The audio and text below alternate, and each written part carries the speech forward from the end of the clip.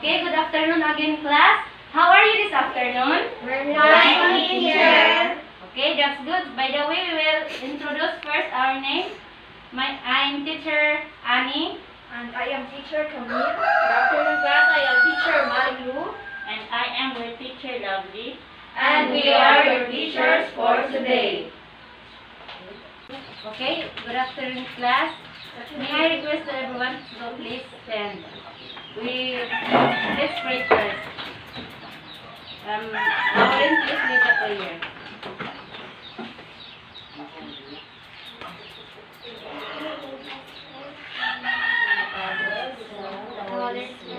Amen.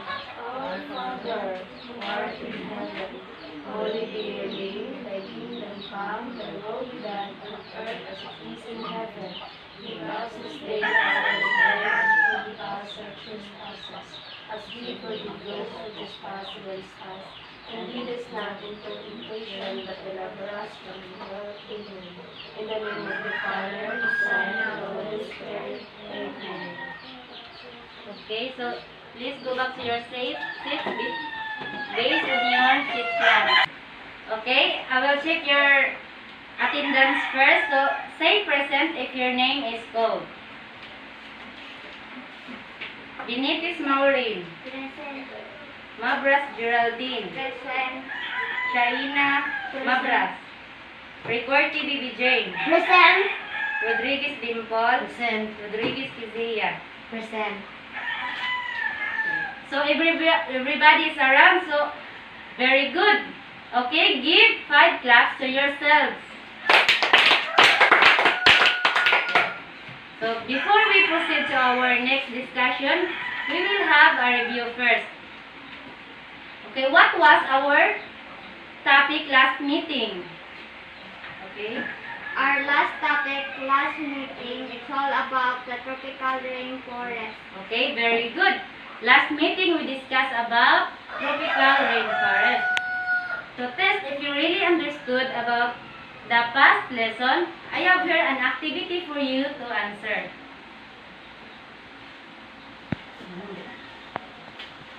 Okay, this is the direction. Write T if the statement is true. If false, change the underlined word to make the statement correct. So who will answer the number 1? Okay, Bibi Jane.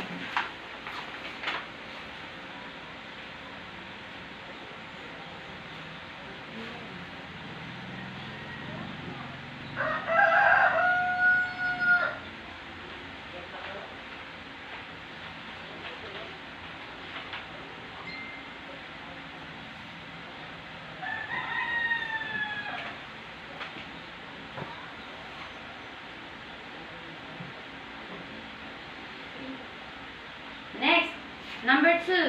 Okay, Shaina.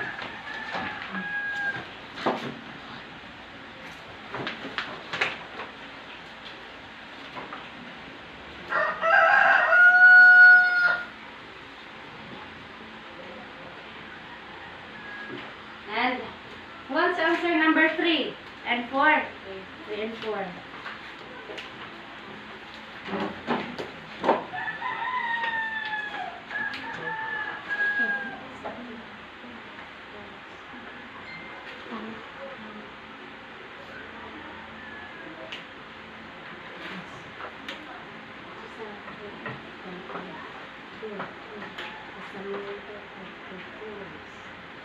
Okay, next is the last number. What's the answer? Okay, Dimple.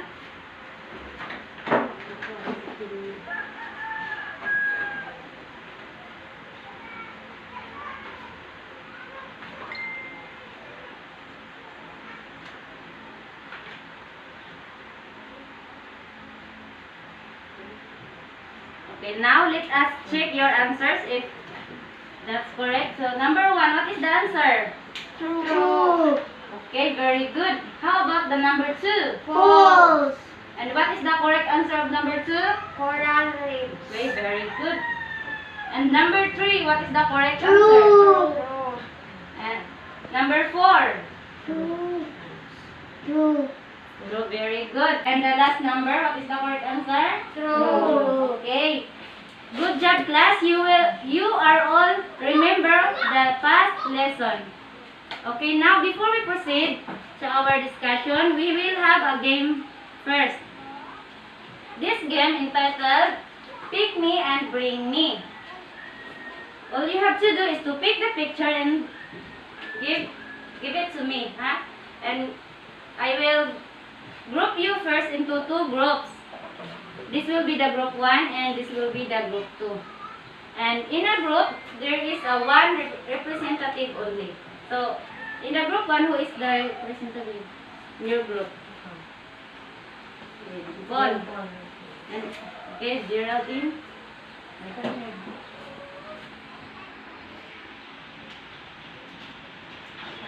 Oh, ini buhaton. Kung sa ako ingon, bakit inyo? Baka may picture na. Oh, sige, sige. The one who bring the correct name or correct picture with the corresponding name, will be the winner. Okay.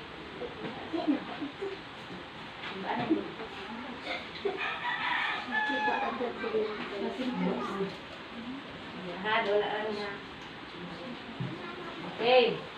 Bring me an apple that fall into the ground. Okay.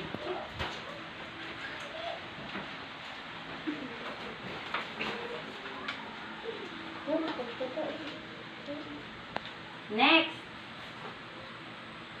Bring me a girl kicking a ball.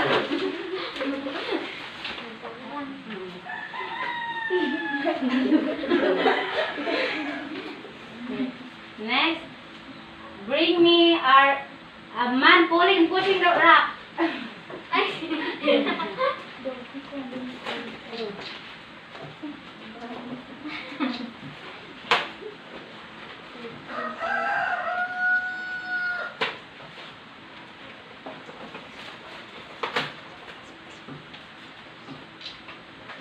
Okay, and the winner is the group 1. Class, our topic for today is all about gravitation and frictional force. But before we proceed, what will you do if the teacher is talking in front? Okay, Geraldine. Raise your hand if you want to answer. Okay, what else? Listen carefully. Okay, very good. What else? Properly. And what else?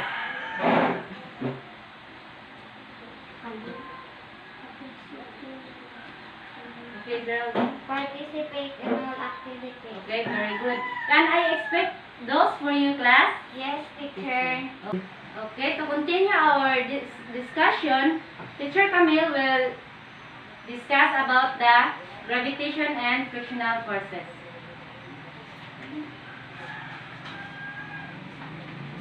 Okay, once again, class, good afternoon. At this moment, we will proceed now with the difference between the gravity and the friction.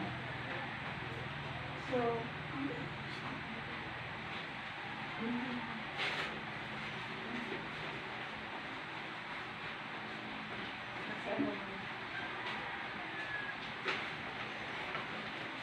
what can you say about the picture? Anyone? Maureen? Playing volleyball and basketball. Okay, very good. So, do you like watching games such as volleyball and basketball? Yes, Yes. teacher. Okay. In volleyball, players jump high to block or hit the ball back to side of the opponent. While in basketball, players jump high to make a layup or shot the ball or dunk in the ring. So, okay. Do you think volleyball players can stay up in the air for a long time? No, teacher. Okay. So, okay, class. What can you say about the picture? Okay, Maureen. Playing basketball and volleyball. Okay, very good, Maureen. Ang naadriya is nagdula sila basketball o volleyball. So, para sa inyo ha, do you like watching games such as volleyball and basketball? Yes,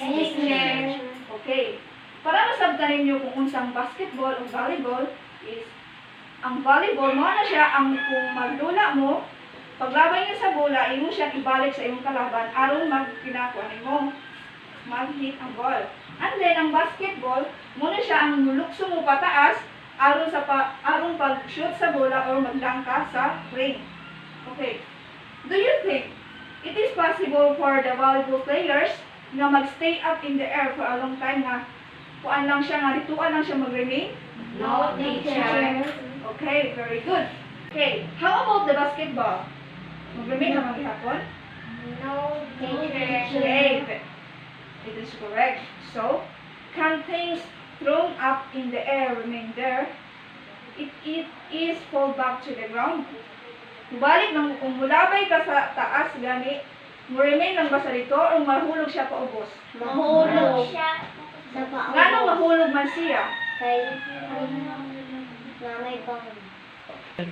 Okay, kung mulabay ka sa kabutang sa ibabaw, mo pabilin lang ba siya dito sa ibabaw or maghulog siya pa ubos? Mahulog siya pa ubos. Para sa inyo, ngano mahulog man ang usa ka butang sa ubos? Because of the gravity. Okay, very good. So we will discuss now about the gravity. The gravity is a force pulls to the object towards each other. It means ang gravity mo na siya ang ga-control aron kitang tanan di sa kalibutan, dili ta manglutaw diri mo nang because of the gravity nakaingkod ka dili ta makaluhag ka mo na siya. So that's it. Okay, we'll proceed now about the fraction. So look at the picture. What is the man doing? Okay, Geraldine. Climbing on the rock. Okay, very good. So, ang pasabot sa fraction, mo ni siya ang gigamitan natong pusog. Mo ni ang push or pull the object. Example is like this. Pag atas parang nimo sa tape, mo na siya, ang gigamitan nato na siya force. Ang fraction is naiupat ka klase. Ang una is static fraction, the second is sliding fraction, third is rolling fraction, and lastly is the fluid fraction. So, example ng static fraction. Una, ang example ng static fraction is papers on tabletop. So, the second is sliding fraction. Mo ni siya ang rubbing both the hands together to create heat. And the third is rolling fraction. Ang rolling fraction mo na siya ang baseball, volleyball, or basketball. And lastly is the fluid fraction. So, fluid fraction is sucking water through a straw. Okay. Kano magadayon ta sa upat ka klase sa fraction. Una is ang static fraction, ikaduha is sliding fraction, ikatulo is rolling fraction, and last is the fluid fraction. So, unahon nato ang static fraction. Ang example sa static fraction is ibutang natin sa kapapel sa ibabaw sa lamisin. So, para sa inyo ka, unsa yung nakita? Dila Naguhag ba ang papel o wala? Wala. Okay, tungod kay wa siya gamitan of force, tungod kay stay lang siya. So, ang ikaduha is ang sliding fraction. So, ang sliding fraction, i-rub ni mo ang duha ni mo kamot ang create of heat. So, i-try daw ninyo kung naabay makreate ng heat. Okay, mo na siya ang ginatawag nga sliding fraction. So, yung katulo is ang rolling fraction. So, ang example sa rolling fraction is soccer ball, basketball, or volleyball. Okay, i-testing natin yung gula. E kaning tape, ipadulong sa ilaha. So, gusto man nakita ninyo. Nag-rolling. Okay, mo na siya ang example sa rolling fraction. So, ang ikaw pat is fluid fraction. So, sa fluid fraction, mo na siya ang example is kung nag-inom ka juice, di ba sinuto na mo no? Mo na siya ang example sa fluid fraction. So, kung nakasabot yun mo, sabi itong upat ka klase sa fraction, Static friction, sliding Friction, rolling friction, flowing. okay, very good. You can really understand. Okay, for further discussion, Teacher Marilo will continue. Okay, class. I have an example of gravity. So I have here two objects, which is a piece of stone and a piece of paper. Saan niya akong gigunitan? Paper and stone. Okay, stone and Paper. Okay, all you have to do is to observe which of things, una mahulog sa floor. Okay? Obserbahan ninyo no ha. Okay, ako siyang i-level no. Extend ako akong hand with the same distance of the floor. So, tanaw ninyo, asay una nga na hulog sa floor. Okay. 1, 2, ready? Bato. Okay. Asa ang una na tagak? Stone. Okay. Ang una na tagak is ang stone. Okay. Nakita din nyo, no? Asa gani ang una na tagak? Stone. Okay, stone. Asa yung mas bugat? Stone. Okay, mas bugat ang stone. So, what do you call the force that pulls down the object? Okay? Okay, because of the gravity. So, ang isa kabutang natagak siya because of the gravity. And the last is, how does the weight of an object affect of its falling object? Okay? Miss Isaiah? Sugat ko man ang bato kasi sa papel mo lang unang matagat ang bato kasi sa papel. Okay, let's give a hand of Miss Isaiah. Sa ingon pa niya, mas bugat ang bato kaysa sa papel. So therefore, nakatabang ang bato sa iyang pagkabugat, nakatabang siya nga una siya nahulog sa floor compare diri sa papel. Nakasabot ba? Nakasabot. Okay. Kaya nakasabot man mo prosigta sa fraction. So, but before that, I have here a video presentation. All you have to do is to take note all the important things, no? Kaya after that, after ninyo magtanaw sa video, mangutana si teacher kung saan inyong nasabtan about sa fraction. Okay. Andam na bumumutan all sa video? Yes, teacher. Okay.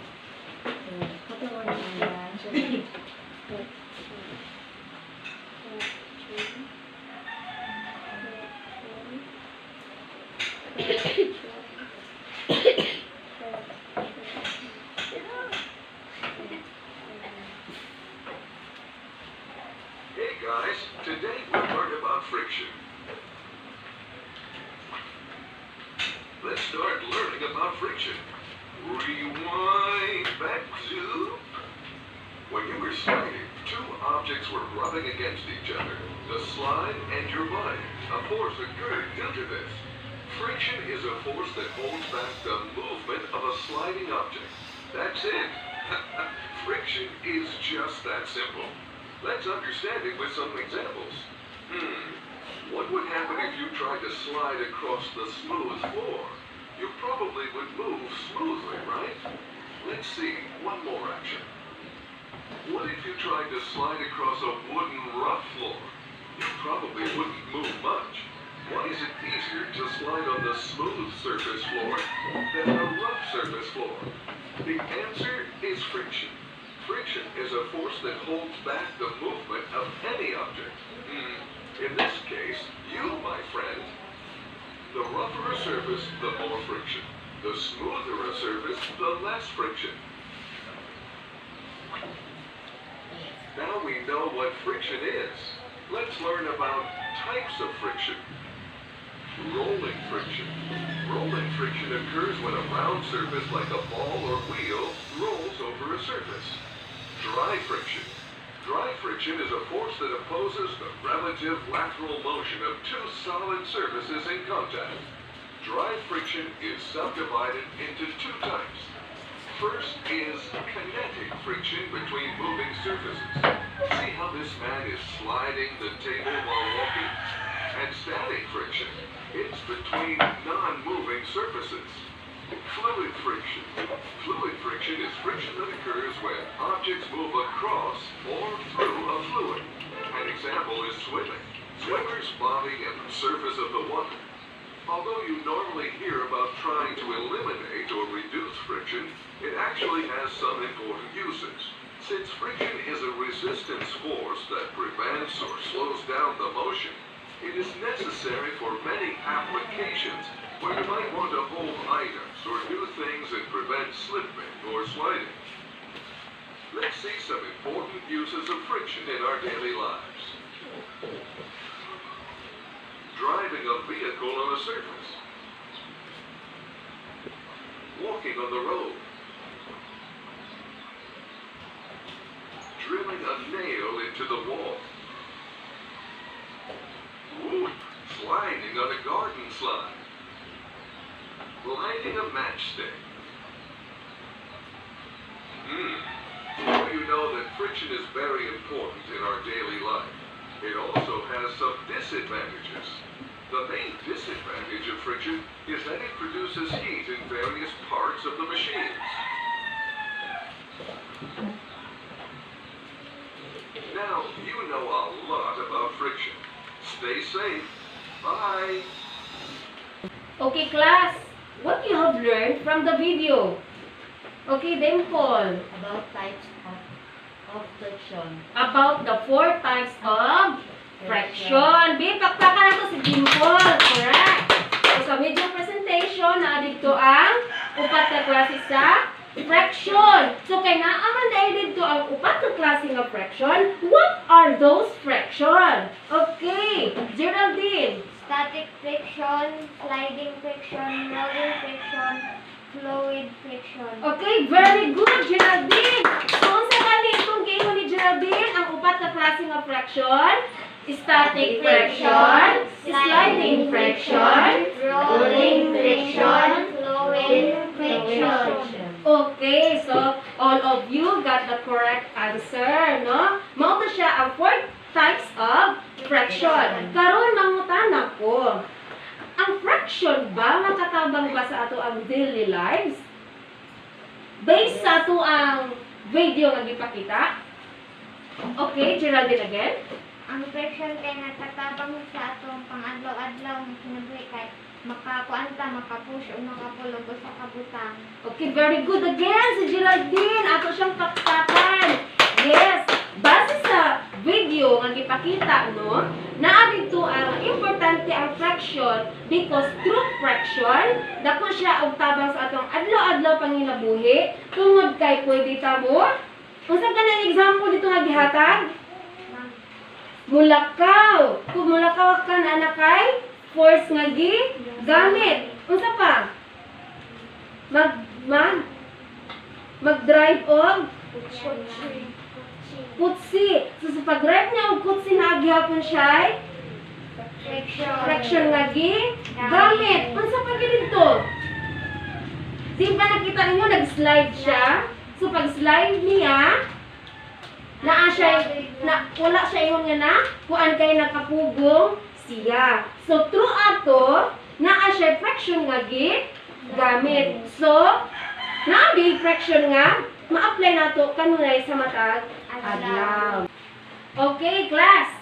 Karon kay nakita naman ninyo no ang mga example sa gravity o sa friction. Nasabtan naman ninyo ito, no? Ang sa gravity and friction. Nasabtan ba? Karon, para ma-test nga to, kung nasabtan ba gid ninyo ang gravity o ang friction, na atay activity nga himuon. Okay.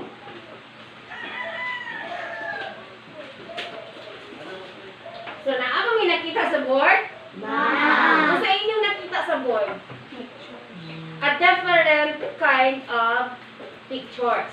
So, ang karon inyong himuon, inyong i-circle using red crayons kung ang picture nag-example siya sa gravity. And encircle also the pictures using black crayons kung ang picture nag-example siya sa fraction. Nakasabot? Nakasabot. Okay. So, magsugod ta. Where is the... Right. Okay, una ko na to, be. Magpa-answer si... Number 1, si Baby Jane. Baby Jane, choose. Okay.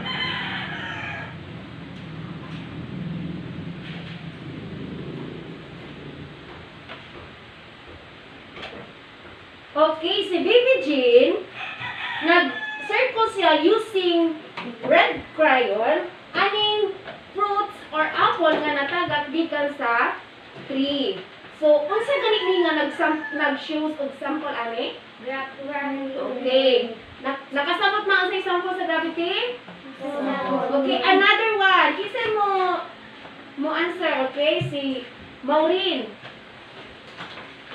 Ay, mag-pick up tag color, Maureen. Okay, asa yung gamitin tayo.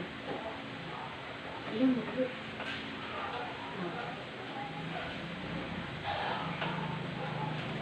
Okay, si Maureen po, nagamit po siya red crayon. Tungod kay ang picture, nagpakita siya og example sa Gravity. asa may gravity nga ito nakita din nga. Okay, ang ice cream nag-melt lang, wala siya gigamitan og kusog. So, another one. Okay, si Kizea.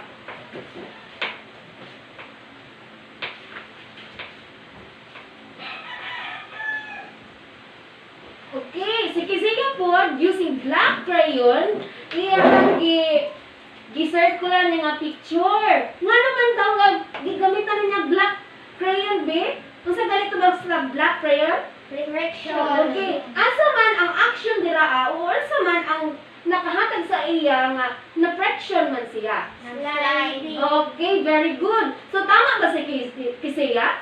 Tama. Okay, tama si Kizea. Tungod kay ang tao nag-action. Okay, another one. Si Dimple. Shaina, I mean.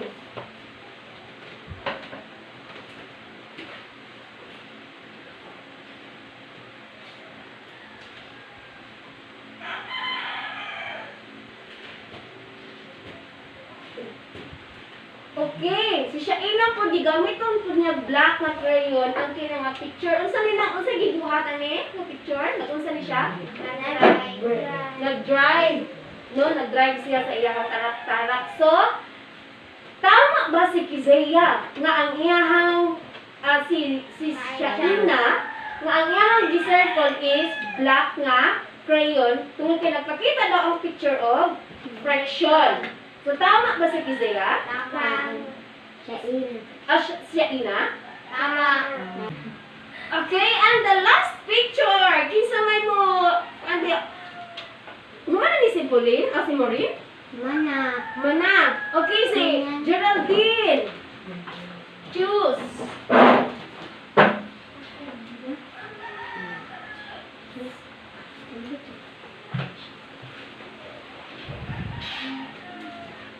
Okay. Geraldine nga kuan ka ng crayon? Black. Okay. Tama ba si Geraldine nga gigamitan niya black crayon? Tama. Okay, kay unsa man di ay ang gipakita sa picture? Nagtrapo siya. So which means naa siya naa siya gigamit nga force. Mao na siya nga fraction ang isa ka picture. So all of you got the correct answer, and I think that all of you is understand what is fraction and gravity. Okay class, may I ask you again, what you have learned for today? About the gravity and friction. Okay, mukha ni Maureen, ang yang na-learn today is about the gravity and fraction. So, maubasa na inyo ha, class? Na-learn ba ninyo ang gravity o fraction karon? Yes, teacher. teacher. Okay. And, do you think that the gravity and fraction is important? Yes, teacher. Okay. Important. Why man nga important siya? Kay Geraldine. Gravity is important to us because we could not live on Earth without the gravity, and it holds down our atmosphere and the air we need to breathe. How about the fraction? This friction is important also because we can hold items and to things and prevents slipping or sliding. Okay, very good. Atong kaprakan si Geraldine B. Okay, sa ingon pa ni Geraldine, ang gravity importante. Nga naman, kay kung wala gravity diri sa atong earth, makatama ka ta diri sa floor? Dili, di ba? Manglutaw ta tanan, no? Tungod kay walay gravity. So ang gravity nakatabang siya sa ato ang adlaw-adlaw nga panginabuhi. Ang friction pod nakatabang siya tungod sa friction maka-hold ta og objects, maka-push ta og objects, og makapugong ta kung in times nga naata sa pag-slide, no? Kung ma-slide ta, di ba? Gamitan natin force para makapugong ta, dili ta madayon og ka slide. So agree ba ninyo na? Na-agree ba mo, ana? Yes, Okay. For further explanation pa or further discussion pa about the gravity and friction, Teacher Lovely will continue. Okay, hi, I'm teacher. Okay, class, kung inyo bang nasabtan ang discussion nga gikan kang teacher Annie, kang teacher Camille, o kang teacher Malu, tanong na to be kung nakasabot ba yun. How gravity and friction affects our everyday life? Ikaw, Dimple. Importante ang gravity sa pang-adlaw-adlaw kay kung walay gravity tanang butang din sa earth manglutaw. Okay, Tikisit, very good. And how about friction? Ikaw, Marie.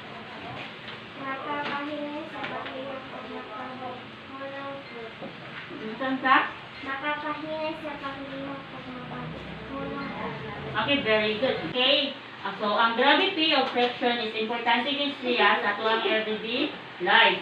Kaya ang gravity, like for example, ang gravity is importante siya sa tuwang pang-adlaw-adlaw kay tungod kini mo siya ang nag-hold sa tuwa, ang teacher Lovely sa imuha, sa paper nga nasa table, sa gunting, or unsa pang mga butang nga nakita ni Adria sa earth, nga aron dili siya manglutaw because of gravity.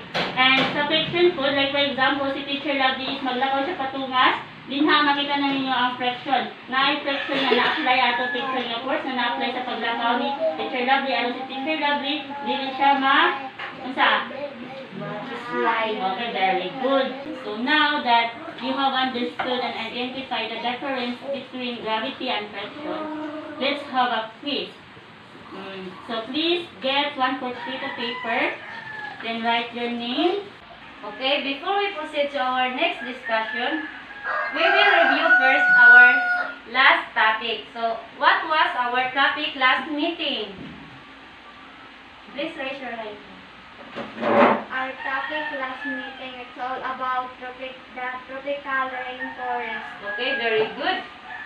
Last meeting we discussed about tropical rainforest. And to test if you really understood our last lesson, I have an activity to answer. Okay, I will check your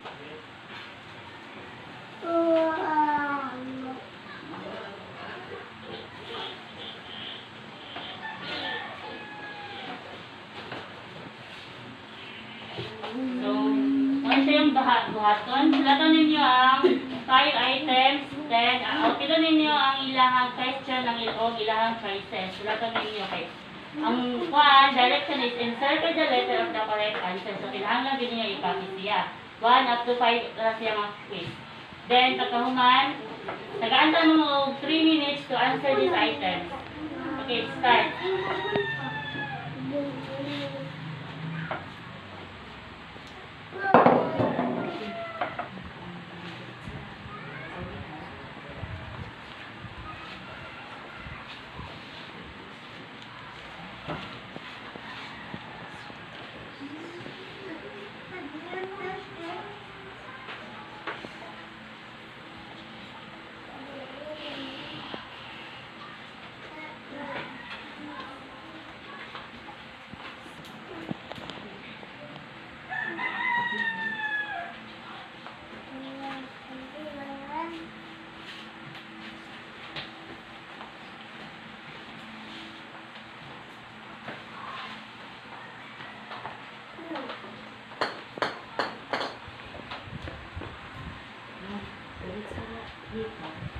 Dili, i-copy siya, copy.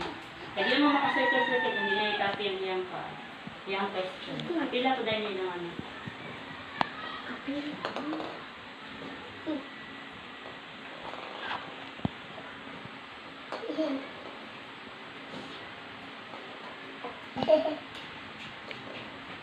Okay, last 2 minutes.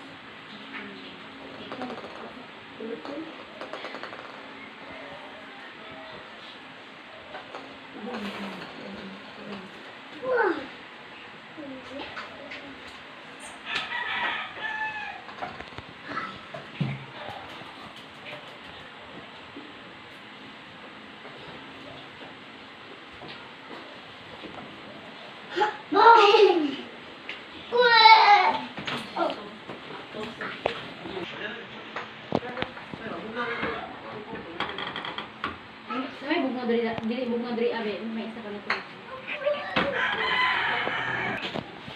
Okay, last 1 minute. After.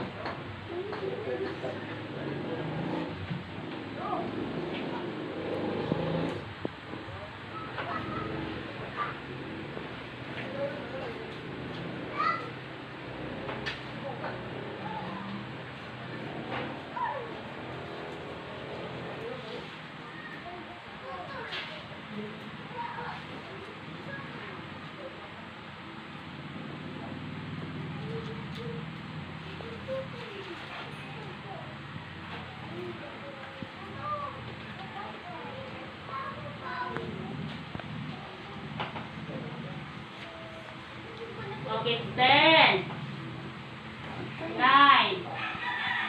8, 7, 6, 5, 4, 3, 2, 1.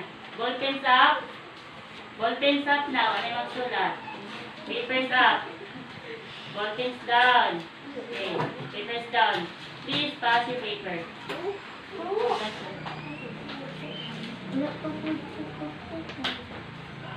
Wala na yung magsulat. Tama na. Ayun na. Okay. Very good. Almost are perfect. Naging mo sa discussion.